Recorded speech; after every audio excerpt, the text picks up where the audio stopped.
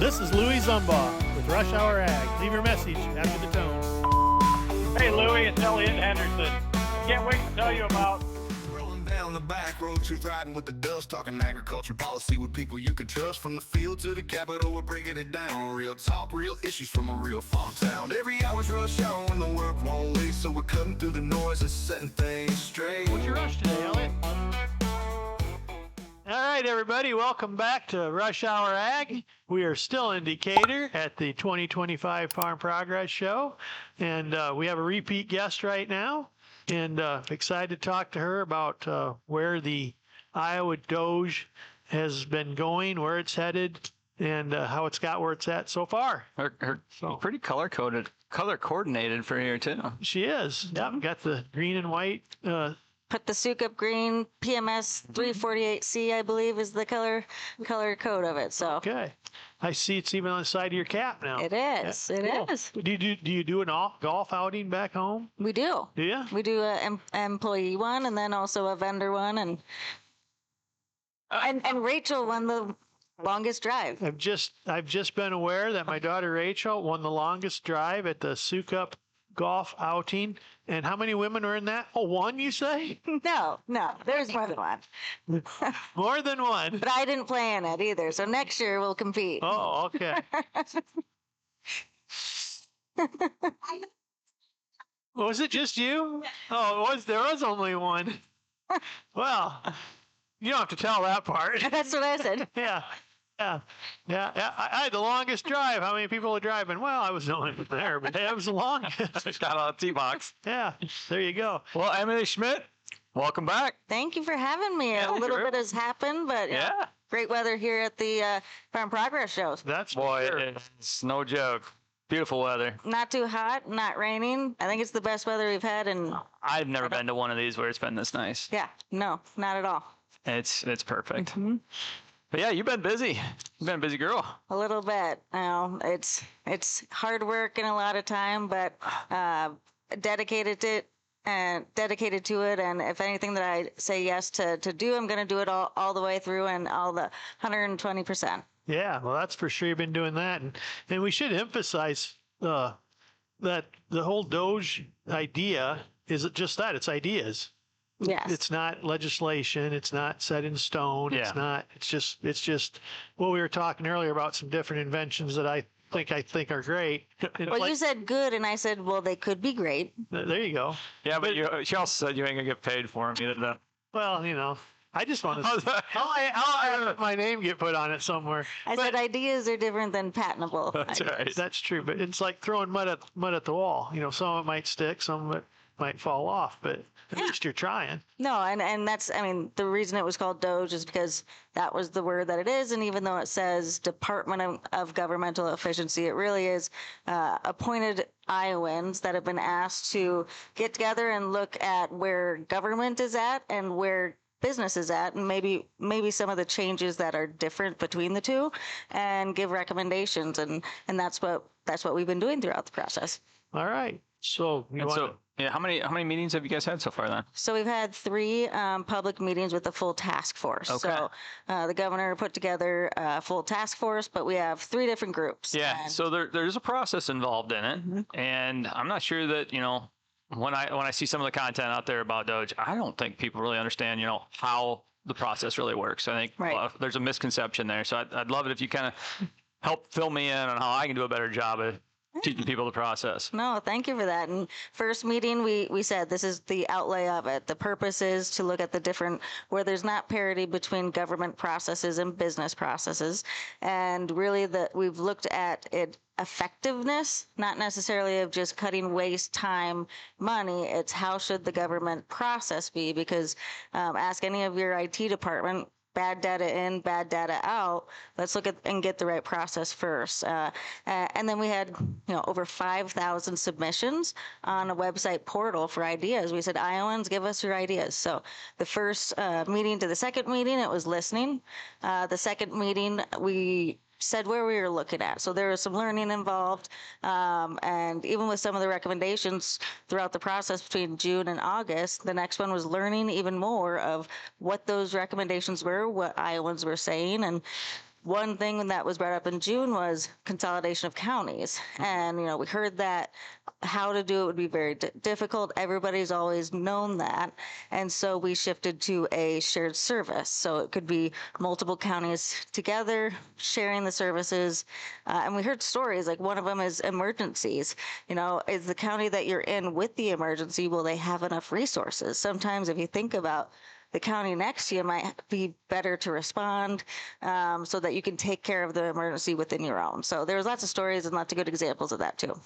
Yeah, our county does that. So I live a mile from one county and a mile and a half from the other. I've had to have the ambulance out before, and it actually comes from Jones County. Mm-hmm. There's nothing wrong with the ambulance that would come from Lynn County.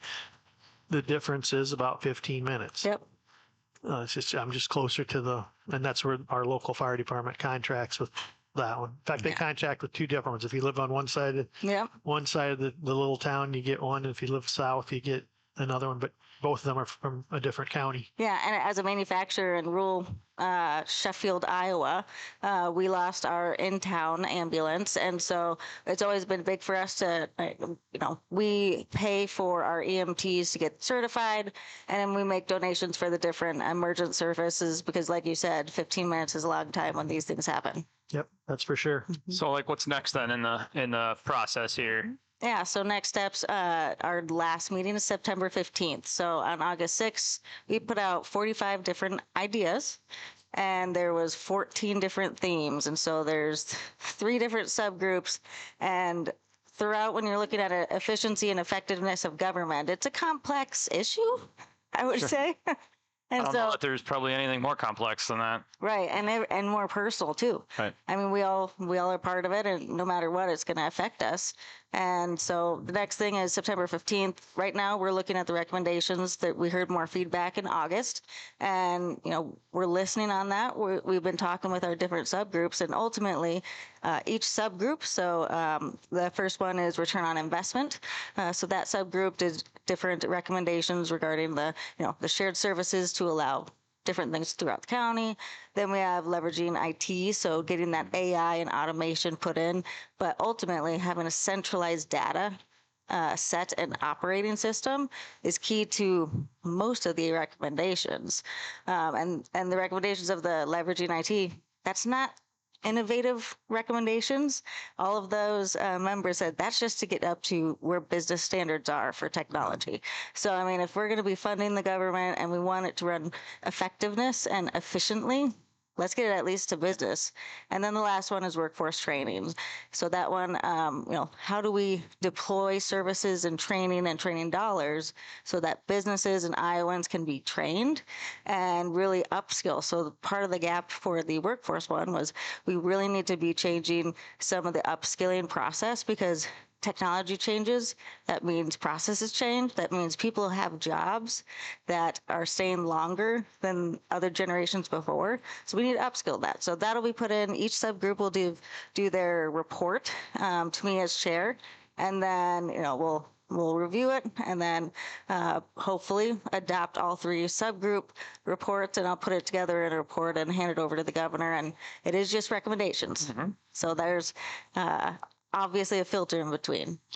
Do all the recommendations take legislative action, or can some just be done by executive order, if you will, or however you want to look at that? Yeah, there's many different ones. So some of it could be agency rulemaking. Okay. There's another one, executive order, and legislative will have a lot of them, but more of, I would say, like appropriations of different the cost of some of these. So centralizing data system, it's going to take resources, and that's one of the most important recommendations to get the effectiveness of the rest. Because they want, like, for instance, can you imagine going online and being able to put your fishing license, your boating license, or car license, and then register to get on the DOT list, so then get your driver's license the next day, and just click the button and be able to, that was your interaction. And it's called the Amazon effect, and that's what We need more of that. That needs to be the standard. I've done the fishing license thing, and You're it was, I'm smiling. like thinking, oh my gosh, it was.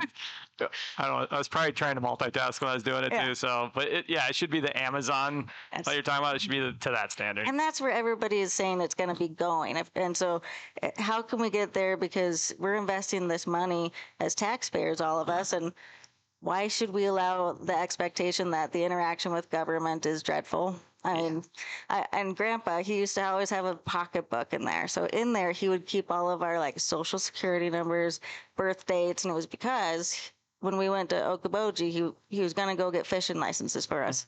And my brother-in-law, he didn't know that he was asking for a social security number for something. And Matt's like, no, what is this for? So yeah, make it quick and simple. And that's what, taxpayers and Iowans want. Oh, yeah, and the ones that don't know they want it. I mean, this has been a tough topic, I think, for the last couple months. I mean, but I think there's a real misconception that people don't understand. Well, this is not a rule-making agency. Right. This is just, we're looking at how we can make things better.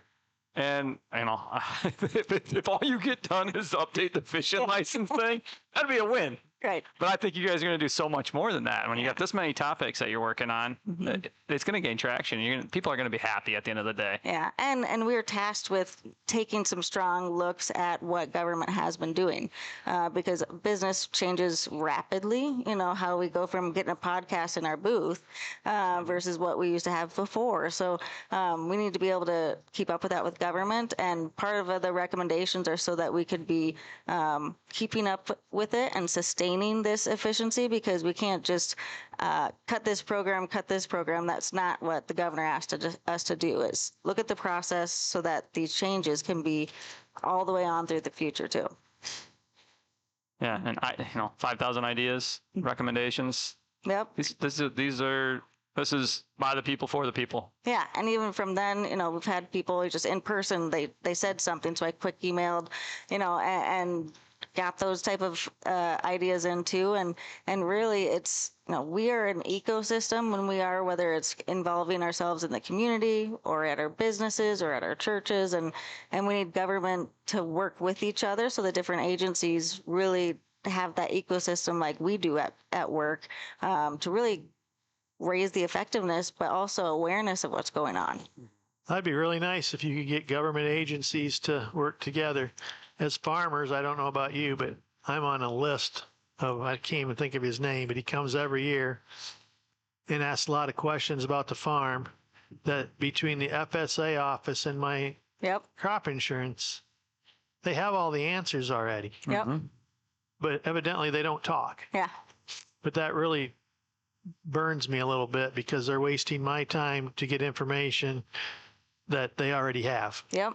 And that just don't sit right with Right. me. And for me personally, my daughter ended up having an appendix burst a couple years back, and go to a hospital and you assume all of the records are talking to each other, but between the peds, between the clinic, between the surgery center, they don't. Not and there yet. No. And so I heard that the system is hopefully going in place soon, but that was something I expected from hospital caring for our health, and they're just getting to it. So it is a lagging sharing, but my perspective is that we need to get there, and it's going to take some hard decisions to get there, but we need to be able to talk about it, and that's been hard about that.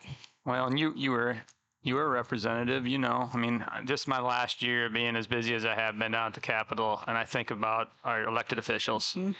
There's just so much going on, and to be focused on the day-to-day operation of inside the Capitol and passing the bills and working through laws and working with the governor's office, and you have both sides of the house. There's just a lot going on there. Doesn't matter what's been happening and how things aren't working right. So it's just another form of information that can get back to the building to try to make things better for Iowa. Right. And we're just trying to get the information out there. The governor said, where does business and government operate differently? So we're going to do our job. Sometimes it's going to be hard to say where there is differences. But she asked, what is it different than business and what are the best practices. And so when you look at some of the recommendations, they are built on data. They are built on what other states or businesses are doing to stay up for strategy. But ultimately, it's recommendations. The governor will put her legislative agenda together and what she's going to direct her agencies to do. And the legislature will take it as, hopefully they'll read it too and think of what ones to put together. Because it could be just building blocks, because like I said, it's state government is not simple, it's complex. So, putting the right ones together, that'll be up to the legislature and the governor. And but we think that there's a lot of savings that could happen with all of this as well. I think so too. And, these topics and these conversations and these issues, they hit close to home for people. And I can't help but stress it enough that I really want my fellow members of my community to look at the things you guys are working on and have an open mind about it and make sure to communicate and understand that, these are just ideas. And, we need to be able to share these ideas openly with each other, whether we agree with them or not. Right. And the civility of it all is we're volunteers. This panel was appointed. We said yes to going to do it. We were given a job, and that's business and government. Where's the parity and what's effective?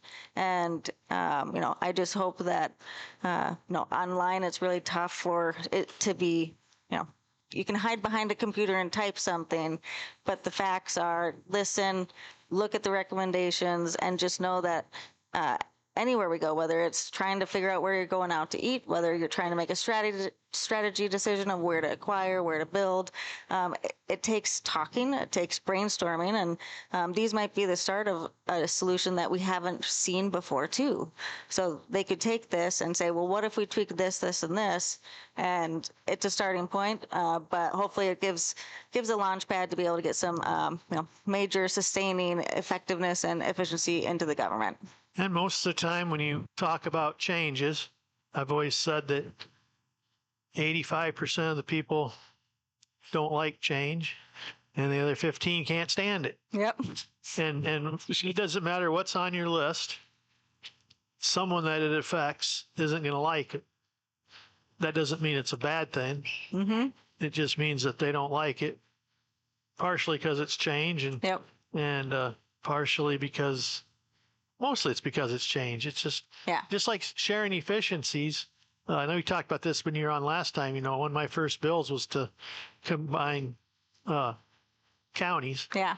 And it was actually meant kind of for southwest Iowa. They just don't have as many people down there. Right. And it's hard to pay for things when you don't have as many people. And I kind of had it envisioned that it would go by people tend to go towards their shopping towns. So voting with your feet. Yeah, whether you want Red Oak or Creston or, take the bigger towns. Turned out the state constitution was in the way. Can't just fold up counties, pesky little thing like that. A referendum plus 2 legislative sessions. Yeah, I kind of got in the way of that. Yeah. But the idea was there, but the shared services works, but it's like consolidating a school, it can be the right thing to do. It can be the right thing to do financially. It can be the right thing to do for a million reasons. And as long as you're not the town that's actually losing their school, you're all for it. Yep. But as soon as you're the one that's going to lose something, yeah, and I hope this helps with rural communities. I mean, as you said, low population, but we got to keep them vital and thriving, because as a business, the first thing that you look at is the school and housing and childcare. So we built a childcare center in Sheffield, and we're keep building, and we have an on-site clinic, population 1,200 in Sheffield, but we got to dig into. But some of these efficiencies will really help us, because keeping the services in rural communities is needed. So whether it's shared services that you still are able to access it, like you said, across a border, we really need this to pan out and be able to deploy the services and what it is to.